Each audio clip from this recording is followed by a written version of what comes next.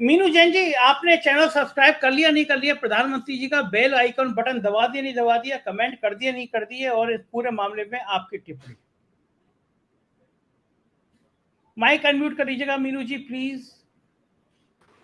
जी हाँ, जो आपने इंट्रो में बताया, देश के हालात बताए और मोदी जी का रवैया बताया, उससे बस एक ही कहावत दिमाग में आती है कि मस्त राम मस्ती में, आग लगे बस्ती में। मस्त राम अपना चैनल खोल के बैठेगा, आग मणिपुर में आग लग जाए, उसको डिस्टर्ब्ड एरिया घोषित करना पड़ा है सरकार को, जो कि पहले कर दिया जाना चाहिए था। उसको अब 5 महीने बाद होश आई है, जब उनका भाजपा का दफ्तर जल गया, पब्लिक ने जला दिया। लेकिन उनको इससे कोई मकसद नहीं है, क्योंकि देखिए मणिपुर का जो मामला है उसमें इन्हीं के बिगाड़े भी है ये हालात, जो आज इस हालात तक पहुंची है देश। ये जो मणिपुर जो पहुंचा है, उस हालात तक इन्हीं का बिगाड़ा हुआ है ये हालात, और ये बोलेंगे भी नहीं। जब तब नहीं बोले जब पूरी दुनिया चिल्ला रही थी, इस बात पे आक्रोश प्रकट कर रही थी, दुख में थी दुनिया, और देश की आत्मा छलनी हो गई थी उस वीडियो को देख के। उन 2 महिलाओं को जब नग्न घुमाया जा रहा था सड़क पे, और उनके सामूहिक बलात्कार की खबरें आई थी, तो तब नहीं बोले। तो अब तो उसके बाद से तो बहुत कुछ हो गया। उसके बाद तो बिधुड़ी जी हो गए हैं, एक देश एक संविधान आ गया है, उसके बाद भारत वर्सेस इंडिया हो गया, उसके बाद घमंडिया हो गया है, बहुत कुछ हो गया। उसके बाद तो मोदी जी ने संसद का उद्घाटन कर दिया है, उसके बाद तो बहुत कुछ कर दिया है मोदी जी ने।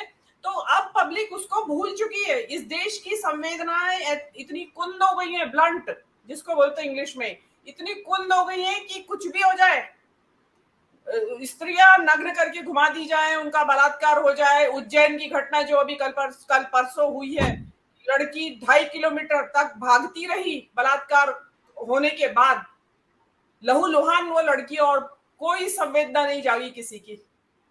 तो ये देश की संवेदना इतनी कुंद हो गई है, उसमें उसमें जो आज प्रधानमंत्री ने किया है, वो तो ये बताता है कि वास्तव में संवेदनाहीन प्रधानमंत्री है। संवेदनशीलता नाम की चीज ही नहीं है। आप देश के गार्जियन हो, रक्षक हो आप, और आप अपने यूट्यूब चैनल खोलने में लगे हो। लेकिन जो ये आप, एक चीज और मैं कहना चाहूंगी इसी यूट्यूब चैनल के ऊपर, मोदी जी के जो भी सलाहकार हैं वो बिल्कुल गलत सलाह दे रहे हैं। माना कि फांसीवाद के प्रचार प्रसार में प्रचार तंत्र, मजबूत प्रचार तंत्र का योगदान होता है, और वो कर रहे हैं मोदी जी। 24 घंटे टीवी, चैनल, रेडियो और सोशल मीडिया, सब जगह उन्हीं की चेहरा दिखाई देता है। लेकिन इतना ज्यादा एक्सपोजर, जिसको कहते हैं फेमिलियरिटी ब्रीड्स कंटेम्प्ट, मतलब बहुत ज्यादा देखने से भी आपको उकताहट होने लगती है किसी का चेहरा। अब मोदी जी इसके ऊपर भी आएंगे यूट्यूब के, और आप यूट्यूब चैनल पे इनका क्या हश्र हुआ है आपको मालूम होगा। मणिपुर की स्पीच पे राहुल ने भी स्पीच दी और इन्होंने भी स्पीच दी। इनकी स्पीच पे कितने वो आए और राहुल की उस पे क्या व्यूज आए। उसके बाद चंद्रयान सबसे बड़ा क्लासिक उदाहरण है। चंद्रयान पे पब्लिक लाखों की संख्या में देख रही थी यूट्यूब पे ही, लेकिन जैसे ही इनका चेहरा नमूदार हुआ, पब्लिक वहां से भाग गई। लेकिन मोदी जी को उससे फर्क नहीं पड़ता, वो अभी यूट्यूब चैनल पे आ गए हैं, और यूट्यूब चैनल पे आने का मकसद खास है। देखिए संजय जी, आप जैसे जो यूट्यूब चैनल्स हैं, उन्होंने धमाल मचा रखा है। मतलब पब्लिक को सही इंफॉर्मेशन मिल रही है, अदर साइड ऑफ स्टोरी, जो गोदी मीडिया जिसको कहते हैं मेन स्ट्रीम मीडिया पे, वो मिलता ही नहीं है, पता ही नहीं चलता है कि हो क्या रहा है। तो आप देखेंगे कि लोग इधर आ रहे हैं, उसको छोड़ के मेन स्ट्रीम मीडिया को लोग इधर पहुंच रहे हैं कि भाई वहां से सही इंफॉर्मेशन मिले। मैं तो ये मानती हूँ कि घोसी की जीत, कर्नाटक की जीत, हिमाचल की जीत, इसमें आप जैसे यूट्यूब चैनल्स का बहुत योगदान है। बहुत सारे यूट्यूब चैनल्स हैं जो इस तरह की सही इंफॉर्मेशन पब्लिक के सामने रख रहे हैं। लेकिन अभी क्योंकि मोदी जी को जो अभी हार का भी डर सता रहा है, तो उनको लगता है कि इन्होंने यूट्यूब चैनल वालों ने मेरी बहुत रेड मार दी है, तो इसलिए अब मुझे जरूरी है कि मैं यहाँ पे आऊं, इस पे बैठूं ठीक बात है। यूट्यूब चैनल पे भी। लेकिन मेरा मानना ऐसा है कि फ्लॉप जाएगा ये प्रोग्राम। जी कभी संजय रात में मिश्र जी, मीनू जी ने तो पहली चैनल फ्लॉप कर दिया। इतने मन से बनाया है चैनल, और मीनू जी ने सब्सक्राइब भी नहीं किया और फ्लॉप और कर दिया। इस पूरे घटनाक्रम पे आपकी टिप्पणी।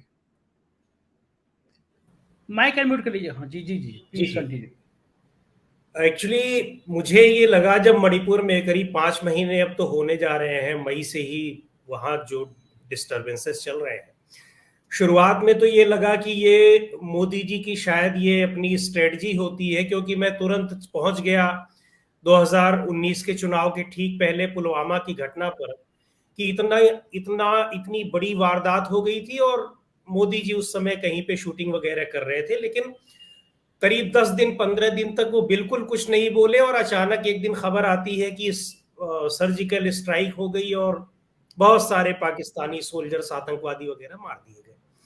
तो मुझको लगा कि शायद उसी तरीके से, और इस तरह कई ऐसी घटनाएं हुई, तो लगा कि कुछ उसी तरीके का सरप्राइज देंगे और अचानक से मणिपुर पर कोई बड़ा एक्शन लेंगे।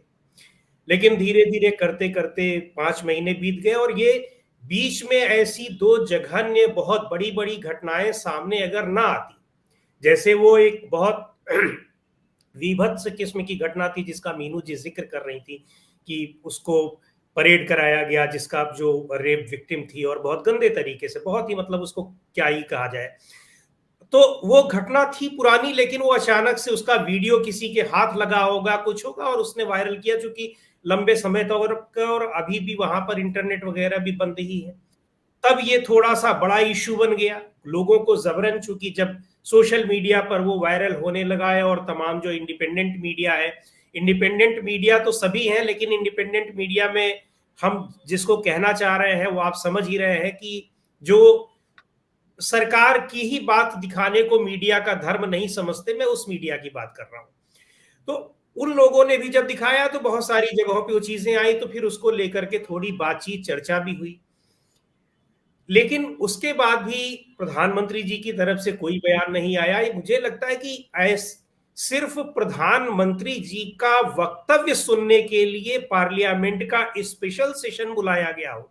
मेरी जानकारी में ऐसी घटना आज तक कभी नहीं हुई होगी, बहुत सारे वरिष्ठ लोग हैं, अगर हुई हो तो कृपया बताएं, लेकिन प्रधानमंत्री जी का वक्तव्य भी जो रहा उसमें, उसके लिए स्पेशल सेशन बुलाया गया और उसमें भी जो रहा तो मणिपुर को लेकर के ऐसा कुछ नहीं कहा कि उसमें कुछ लगे।